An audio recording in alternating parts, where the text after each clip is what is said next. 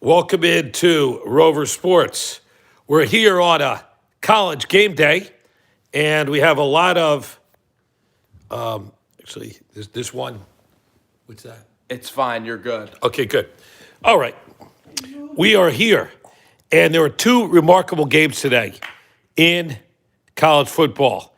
Everybody logging to Rover Sports. We're here with Spencer G. I'm Sports Doc, producing this little segment. He'll read the questions. If they're appropriate, please read them. Yeah, if you fire the questions, not too many curses, no too many F-bombs, we will read them. And what do you make of the big game of the night? LSU in a dogfight edges out the Crimson Tide. I was just really impressed by LSU. I think they're the best team in the country. Their defense stepped up in key parts in the first half, winning 33-13. Now, Tua wasn't completely healthy, but Tua was an absolute warrior in this game. Even his late touchdown to Devontae Smith, he just didn't go away. Tua passed for over 400 yards, 4 touchdowns. He was absolutely spectacular today. And Joe Burrow, I mean, this is the greatest single performance of a player improving from where he was. I mean, Joe Burrow was an unknown, a 3-star recruit, a third-string quarterback. He went to LSU and started there last year. And frankly, starting at quarterback at LSU isn't that dang hard. They've had terrible quarterbacks there for a really long time. Coach Ed Orgeron brings in Joe Brady. Best offseason acquisition ever. Joe Brady right now looks like he's going to be either a college or a pro head coach. He's an absolute wizard. But Joe Burrow, if he would have went into the draft last year, he would have been undrafted.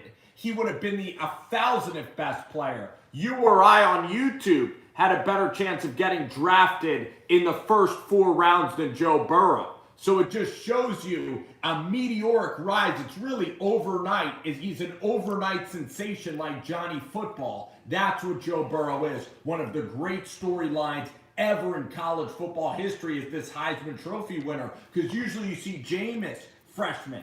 Johnny Manziel, freshman. Justin Fields. This guy came out of nowhere. Go ahead. So that's okay. So why is he better? Break it down. Why is Burrow better? What has he improved upon in 364 days? What is it that makes him a first-round draft pick? It's a great question. I would say timing with his receivers. I would say the ability to step up in the pocket and looking for big plays to happen.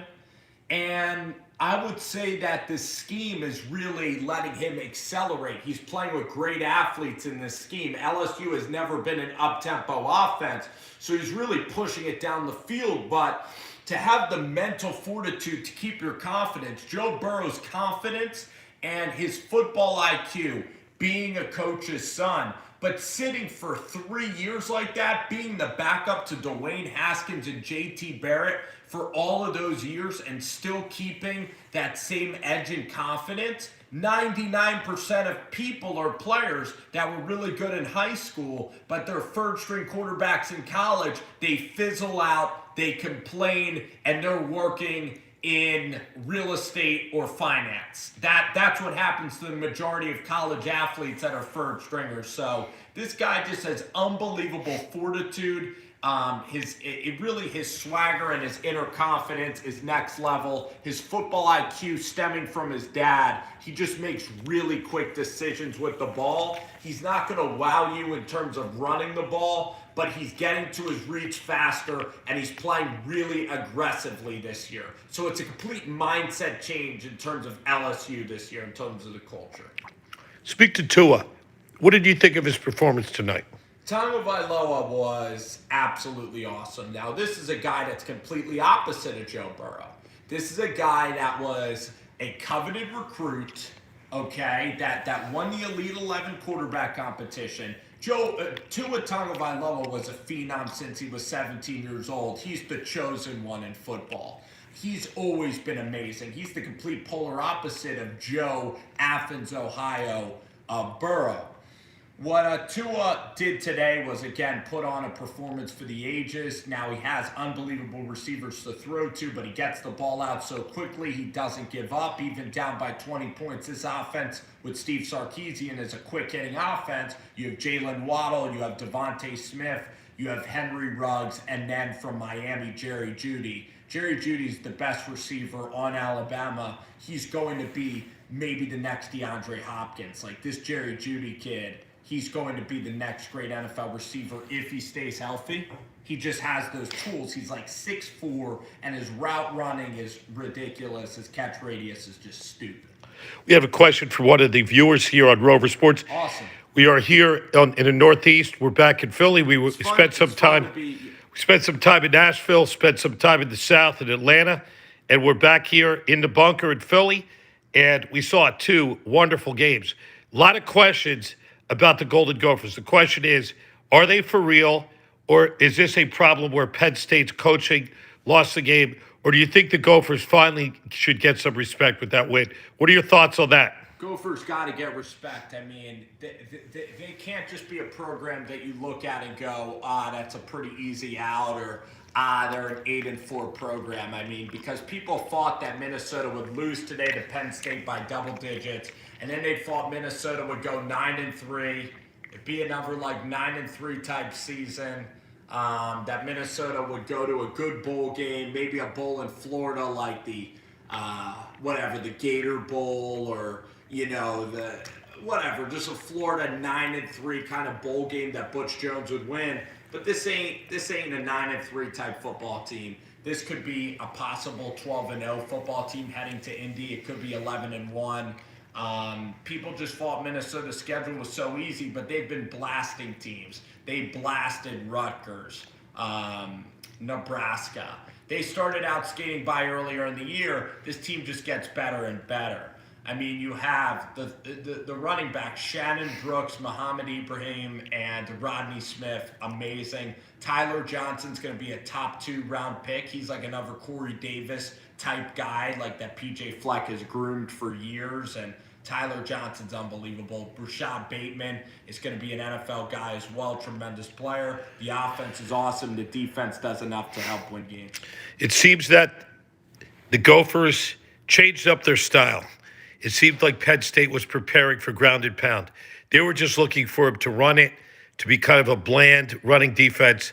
And Penn State was packing the box, and they were not expecting what they saw, which was passing. And the Golden Gophers won the game by passing, by changing things up. Obviously, they were scouted a certain way, and that took courage on the part of PJ Fleck. It also took great play calling by the offensive coordinator. Yeah. Speak to that. Pizza Rocket does a great job every week, but this isn't just a team that's going. Now, they still had good balance. They still attempt to run the football. So they only put the ball in the air maybe 25 times. And against Purdue earlier this year, they've still been a great throwing team, Minnesota. So they're a really balanced offense. They can beat you in multiple ways. Now, they want to run the ball, especially in the cold up there. Preferably, it's easier to run the ball, and when you take another team's will running it, the time of possession is going to get great, and you play run to set up the pass. But today, it was still the same RPO game, the same slant routes that have been called. I mean, Tanner Morgan still had unbelievable games. Like, he still had a great game against Purdue. He still balled out this year. They've had good passing all year, honestly. And today, just the country was... He really had his best game of the year. The country was able to see it. Tanner Morgan, 329 yards in the air, but also the defense. They came up stout with 3 interceptions. They won the turnover battle. That's something that PJ Fleck always preaches, is the team that has the chunk yardage and wins the turnover battle, wins 78% of the time. And this time, he was in the fat part of the 78 because the Gophers beat the Nittany Lions. It was amazing. I love everybody that's crapping on Minnesota football. And just for, like, the alumni, like, PJ Fleck talks about bringing everybody together. Like, today, we had guys like Eric Decker, Tony Dungy, like, great Golden Gophers from the past, like, all at the games. And, the Twin Cities, in their history, You know, you have the Minnesota Vikings, you have the Twins, the Timberwolves in basketball, and the Minnesota Wild hockey team. This is a city that hasn't won a lot of games. This is Minnesota sports. They're used to heartbreak. They're used to, remember that year with Randall Cunningham and Randy Moss? The Falcons walk off and hit a field goal. Minnesota misses that field goal in 98, Minnesota Miracle happens, but then they lose to the Eagles the following week. Like, the Vikings are a team of heartbreak. Even the Wolves with Kevin Garnett were never able to make a final. So it just shows you, like, Minnesota sports and how inspiring it is for the Twin Cities and everything. It's just Absolutely. The whole state is behind the Golden Gophers. So many doubters for PJ Fleck. We've been following him all the way since Western Michigan days. And this is the most crowning achievement. He even had Western Michigan, like, players of his, former players at the game today. It was the coolest thing. It was really great. Let's get back to LSU, Bama. Mm-hmm. Is LSU that good? Are they the number one team in the nation at this point with this statement win at Alabama? That is the question. Or who do you have as number one? Do you have Ohio State or do you have LSU? That's the question. Now, LSU's the most deserving team, and their defense, up until a while, you could say that their defense actually did pretty well against Tua Tagovailoa in this offense. But Bruce, I mean, if this LSU defense that got shredded, I mean, their defense in the fourth quarter was Swiss cheese. I mean, it was whipped cream. It was terrible, right? Tua Tagovailoa, you thought if Bama recovered the onside kick, LSU was going to lose the game. That's how LSU's defense was broken. I think that Clemson and Ohio State are so good at rushing the passer that they can affect Joe Burrow enough. And then Trevor Lawrence and Justin Fields. I think Clemson and Ohio State are more complete teams. But guess what? Who's the most deserving team, Bruce? Who's the number one team in college football? Who just went to Alabama and won? It's LSU. So in the polls, the Tigers are number one. And Coach Ed Orgeron, he was terrible at Ole Miss, but now he knows how to run a football program. He's made tremendous hires there. That athletic director, Scott Woodward, is a good athletic director. And they've just made so many great decisions, and it's lightning in a bottle for this program. They've never beat Alabama in 8 years, and it's Joe Burrow, but it's getting Joe Brady from the Saints. This offense now, Bruce, you've never seen LSU be an air-it-out offense. You always saw ground-and-pound football from LSU, haven't you? Exactly. One thing you never see is Alabama was using 6 defensive backs against LSU. Have they ever done that, ever? I think that speaks to the power of Joe Burrow. It speaks to the aerial attack. And Burrow, to me, in watching the game, I don't want to ever compare anybody to Tommy Terrific, but in many ways, he feels the pocket. He moves into the pocket. He throws properly. His mechanics are great. The ball is a very catchable ball. It isn't a super powerful throw, but it certainly is. It gets there, and it's very, very accurate. He looks so confident. Even Burrow isn't the fastest guy, but when he ran around the end for that important first down, when you need it, he isn't even going to slide. Burrow is going to run. He's going to get hit by Bama. He ran straight up the middle for 10 yards, and that takes guts in Tuscaloosa against the Tide. So this kid has brains and courage, and certainly an incredible game. But you have to admit, Burrow wouldn't have been drafted last year. Did you even know who Burrow was last year? What happens? Teams improve their stock. We did not. Well, I knew who he was because we watched them, but he was new. He's a 2-year starter, and we have a Nittany Lion right here. Look, we have the Nittany Lion is in the house. Look, he looks like he's defeated. He's defeated. He lost. Okay, let's get back to it. Let me ask you a question. Sure. You can't say Tom Brady. You have to compare Joe Burrow to at least one NFL quarterback. At least. And I want you to go on record, because I'll go on record right now. I'll pick somebody out. I'll say a prediction for Joe Burrow. I'll pick somebody out. I might interview Joe Burrow at the Senior Bowl, so I hope he does great. But I'm going to, let's compare guys. Let me throw the first guy out. Okay. I'm picking a guy who's very smart, has almost the same build as this guy, who always has good numbers. I hope he has a better career than this guy. This guy has been an underperformer, but for one Super Bowl where he basically stole defeat from the jaws of victory. This guy could be Matt Ryan. Could have a long career, a medium arm, same build, not super athletic, but that to me, Burrow could be Matt Ryan. But I hope there's better from him than Matt Ryan. Who do you see? Who do you analogize him to? Tom Brady. I mean, because I'm not going Tom Brady. I just think there's certain attributes that Brady plays much better than his physical attributes. He's smarter. He feels the pocket. He feels the rush.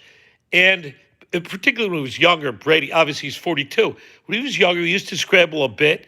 And when you needed a first down, like Brady, for quarterback sneaks, 4th and 1, he may not ever have missed one. So he's courageous too. He's bold. He's imaginative. But I'm not saying anybody be stupid to compare Burrow to Tom Brady. I'm not going to do that. I'll pick him Matt Ryan. That's my comparison. I'm going to compare him to a lesser version of this guy.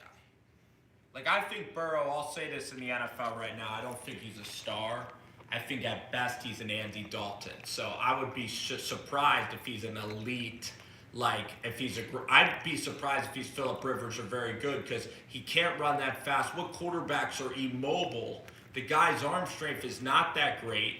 I think that he has elite receivers around him. I think he's an amazing college quarterback. He obviously is. But in the NFL right now, I'll give you a guy. I'll say Derek Carr and Andy Dalton would be the two guys. But really, Derek Carr, I think. Derek Carr, I do think Derek Carr. 6'4", he doesn't have the biggest arm. He has great touch, and he's very charismatic guy. So Derek Carr would be the answer. And he's a great leader. And we've seen Derek Carr make huge strides. It's the intangibles that are elite. That's what makes Joe Burrow great. Is his head.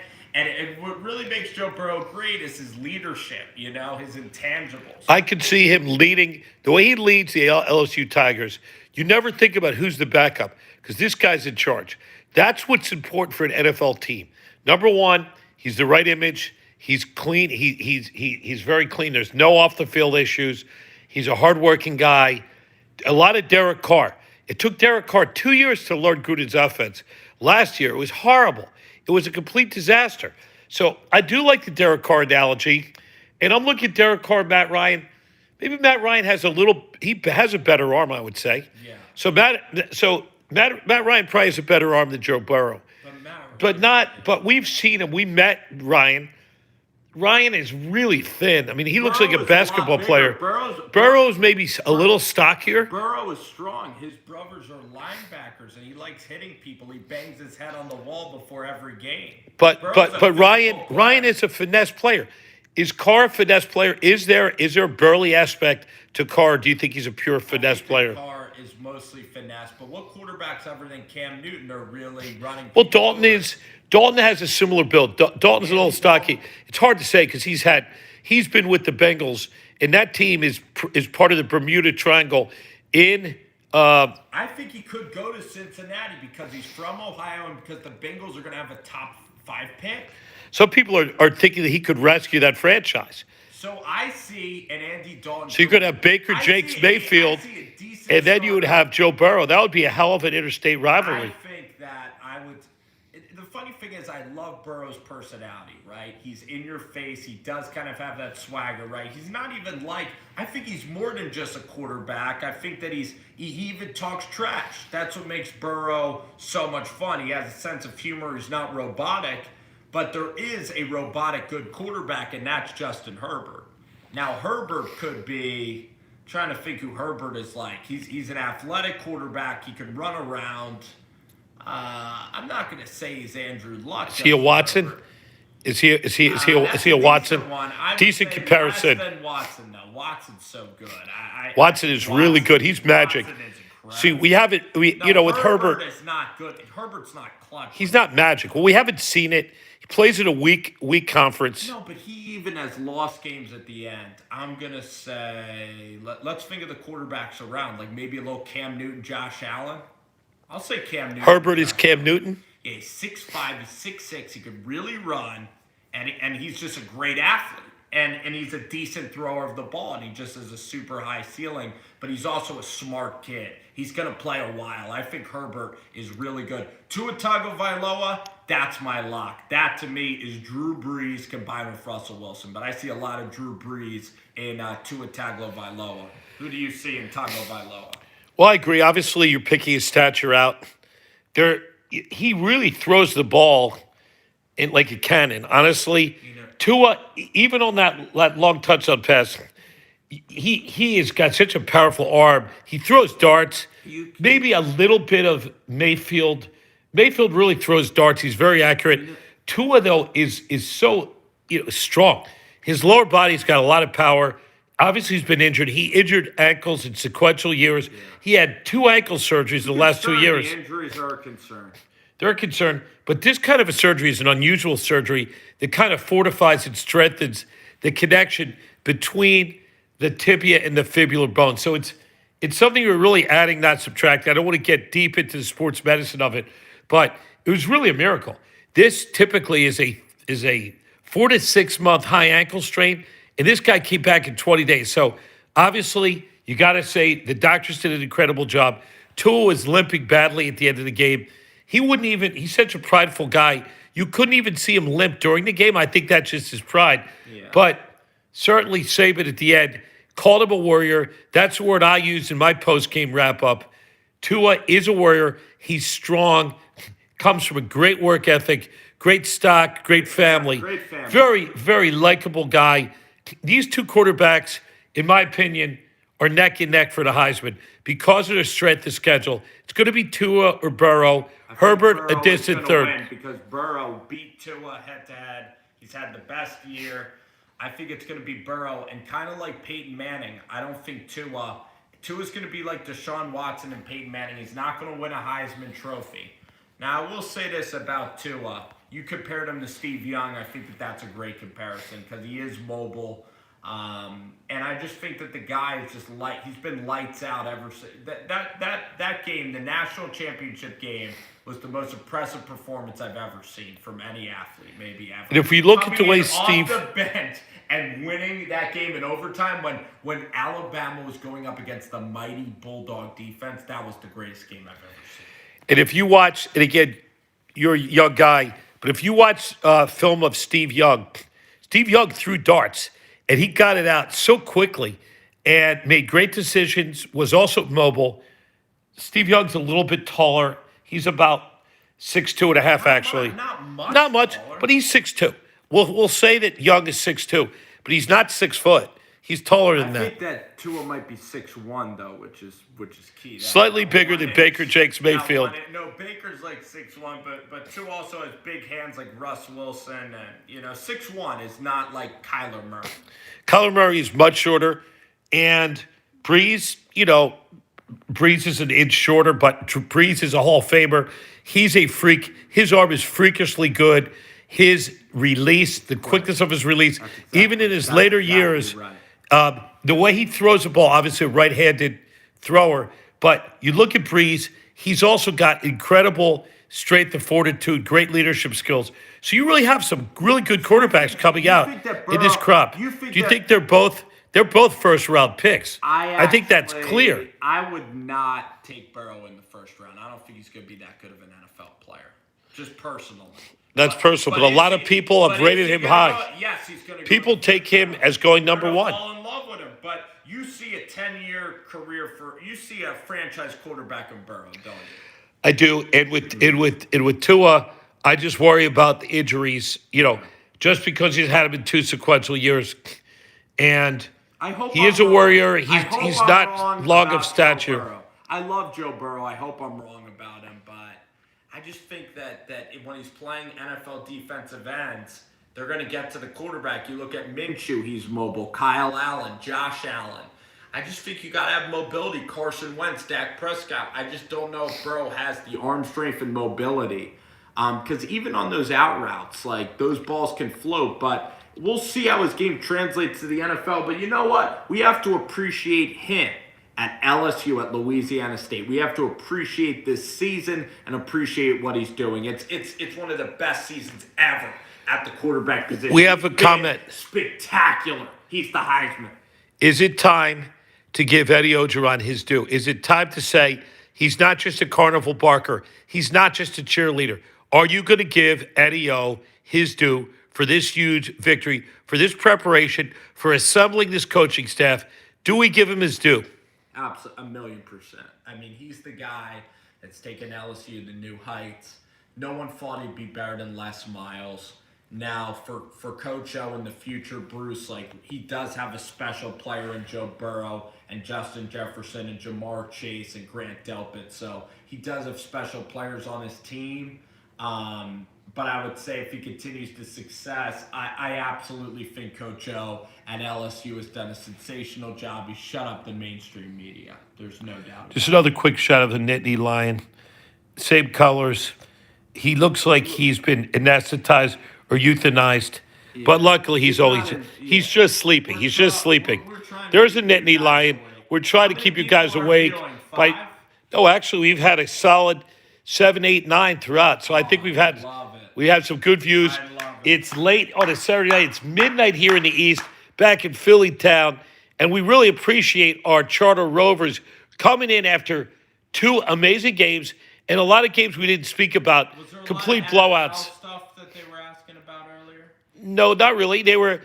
One person commented that Georgia should slip into the 4th spot. What do you think about that, Spence? I would agree with that for now. So we've had an excellent group. We are Rover Sports, of course. I'm the producer. I'm behind the camera. I have a face for radio, but I'm here with Spencer G. We want to thank everybody for logging on. And for everybody, we want to say, of course, tomorrow's NFL Sunday, we're going to be covering the Giants-Jets. Eagles are on a bye. We're going to be all New York tomorrow. As we always say, good night and good sports. I'll close this out. Hit end.